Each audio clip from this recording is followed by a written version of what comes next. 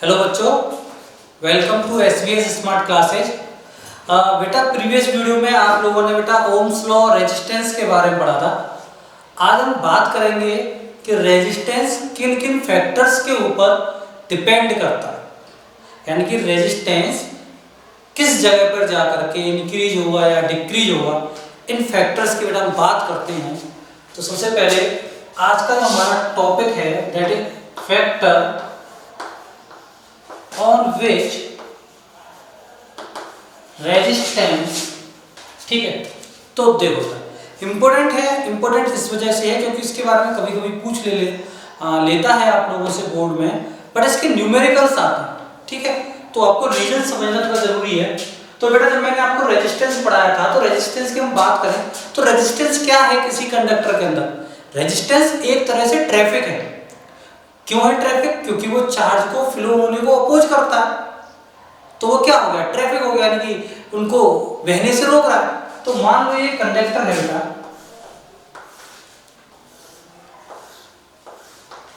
ठीक है, इधर पॉजिटिव है इधर नेगेटिव है, और आपके बेटा चार्ज जो है फ्लो हो रहे हैं बेटा, आपको पता है क्योंकि इलेक्ट्रॉन है, नेगेटिव चार्ज होता है तो पॉजिटिव की तरफ बेटा फ्लो होगा।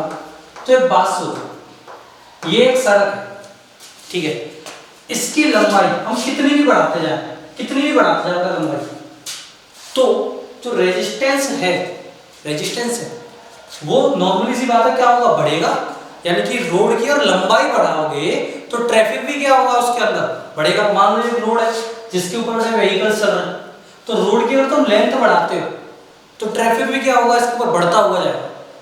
और अगर मैं इसको थोड़ा सा इस तरीके से मैं इसकी क्या बढ़ा दूं, इस रोड की, जैसे हम इसको बोलते हैं एरिया ऑफ क्रॉस सेक्शन, इस वाले हिस्से को मैंने आप लोगों को बताया था, इसको हम क्या बोलते हैं? Area of cross section.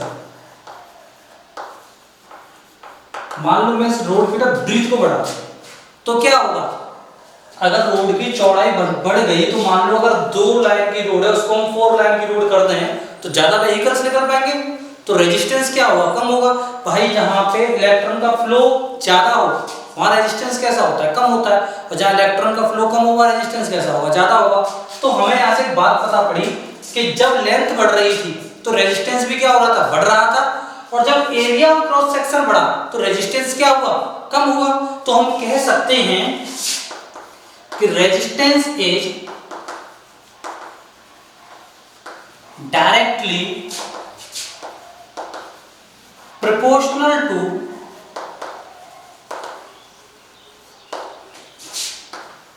length of conductor। ठीक है, बात आपके समझ में आ गई होगी। क्योंकि लेंथ बढ़ने पे ट्रैफिक भी क्या हो रहा था? बढ़ रहा था। तो हम बोल सकते हैं कि R directly proportional to L। इस बात का मतलब क्या है कि when the resistance increase the length will also increase। उल्टा कर लो इसका, when the length of a conductor increase the resistance will also be increase। यानी कि लेंथ बढ़ने पे रेजिस्टेंस भी क्या होगा? बढ़ेगा। दूसरी बात हमने क्या पढ़ी कि resistance is inversely proportional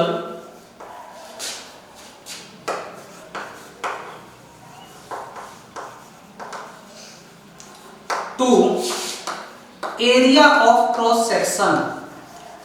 area of cross section, it means R is proportional to 1/a, that is equation number 7। ठीक है बेटा, देखो वही बात, जब रोड को आपने उसकी ब्रीथ को बढ़ा दिया, उसकी चौड़ाई को आप लोगों ने बढ़ा दिया, या फिर हम कंडक्टर की बात करें तो जब आपने एरिया क्रॉस सेक्शन बढ़ा दिया तो वहां पे ट्रैफिक क्या हो जाएगा? कम हो जाएगा। भाई अब इनसे निकलने के लिए देखो कितनी जगह हो गई, खुद ही चेक करो। ठीक है, तो इसका मतलब क्या है कि अगर एरिया ऑफ क्रॉस सेक्शन बढ़ेगा, when area of cross section increase then resistance will decrease। तो रेजिस्टेंस क्या होगा? डिक्रीज होगा। and when area of cross section decrease the resistance will increase। ठीक है, that is इक्वेशन नंबर 2। अगर मैं कर दूं बेटा क्या combined equation first and second, आप ऐसे लिख सकते हो from equation first and second R is proportional to L upon A। Proportional type constant आएगा तो R is equal to rho L upon A। ठीक है बेटा, this is the symbol of rho, इसको हम रो पढ़ते हैं। और ये सिंबल है वैसे तो ये प्रोपोर्शनल कांस्टेंट है, अगर हम देखें तो ये प्रोपोर्शनल कांस्टेंट है और इसको बेटा हम लोग बोलते हैं क्या, इसको हम लोग बोलते हैं रेजिस्टिविटी। इसको हम लोग बेटा क्या बोलते हैं, रेजिस्टिविटी। इसका एक और नाम है, इसको हम स्पेसिफिक रेजिस्टेंस भी पढ़ देते हैं, स्पेसिफिक रेजिस्टेंस, और एक और नाम इंटरनल रेजिस्टेंस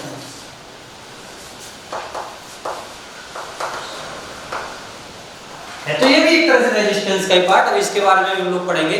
तो हमने बेटा क्या पढ़ लिया कि जो रेजिस्टेंस है that is directly proportional to the length of the conductor and it is inversely proportional to the area of cross section.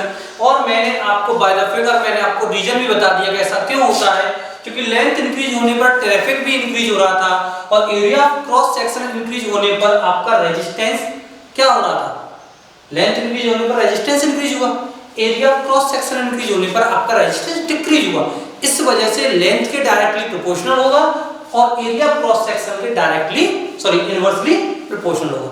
Note करो। उसके बाद बेटा हम लोग बात करेंगे रेजिस्टिविटी के बारे में, और उसके बारे में बहुत कुछ हमें पढ़ना है क्योंकि बहुत इंपॉर्टेंट टॉपिक है आप लोगों के लिए। नोट करेंगे कैसे। तो बेटा आप लोगों ने पढ़ लिया कि R equal to rho L upon A, और आपने एक बात पढ़ी कि रो क्या है आपकी, ये आपकी रेजिस्टिविटी है। अगर बेटा हम रेजिस्टिविटी की यूनिट की बात करें तो कैसे निकालेंगे, समझो। आपको पता है रेजिस्टेंस, इसकी यूनिट बेटा क्या होती है, ओम, ठीक है जी, इक्वल टू रो की हमें यूनिट निकालनी है। लेंथ की यूनिट क्या होगी, मीटर, एरिया की यूनिट क्या होती है, मीटर स्क्वायर, ठीक है। तो अगर हम क्रॉस मल्टीप्लिकेशन करें तो ohm metre square upon metre equal to किसके आ गया बेटा, रो के। मीटर से बेटा स्क्वायर कैंसिल, तो हम कह सकते हैं इसकी यूनिट बेटा क्या होती है, ओम मीटर होती है। That means the unit of resistivity is ohm metre, ठीक है। अगर हम रेजिस्टिविटी की डेफिनेशन की बात करें तो इसकी बेटा जो डेफिनेशन है दैट इज मैथमेटिकली हम इसकी डेफिनेशन पढ़ते हैं कैसे, मैं आपको समझा देता हूं कि if length of a conductor is 1 meter and its area of cross section is 1 meter square, then the specific resistance या फिर resistivity भी आप लोग बोल सकते हैं equal to its resistance, ठीक है। ये इसकी डेफिनेशन है, मैथमेटिकली इसकी डेफिनेशन है, वही आप लोगों को याद करनी है 10th स्टैंडर्ड के लिए। तो हम कह सकते हैं कि अगर मुझे रेजिस्टिविटी की डेफिनेशन लिखनी हो तो कैसे लिखेंगे, if the length of a conductor is 1 meter square and area of 1 meter and area of cross section is 1 meter square, then its resistivity is equal to its resistance।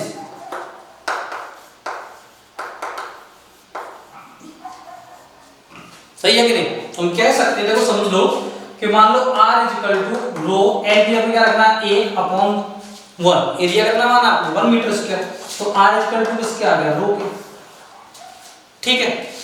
ये बात आप लोग समझ में आ गई होगी। अब यहाँ से एक बात देखो कि अगर कभी भी एरिया क्रॉस सेक्शन की बात हो तो देखो जो मैं वायर बनाता हूँ सिलेंडर की शेप में होता है।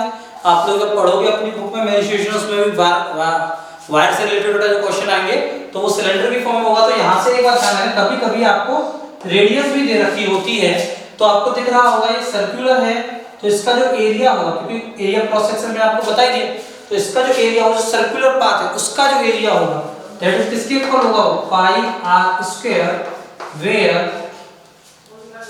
आर इज व्हाट, रेडियस, ठीक है बेटा।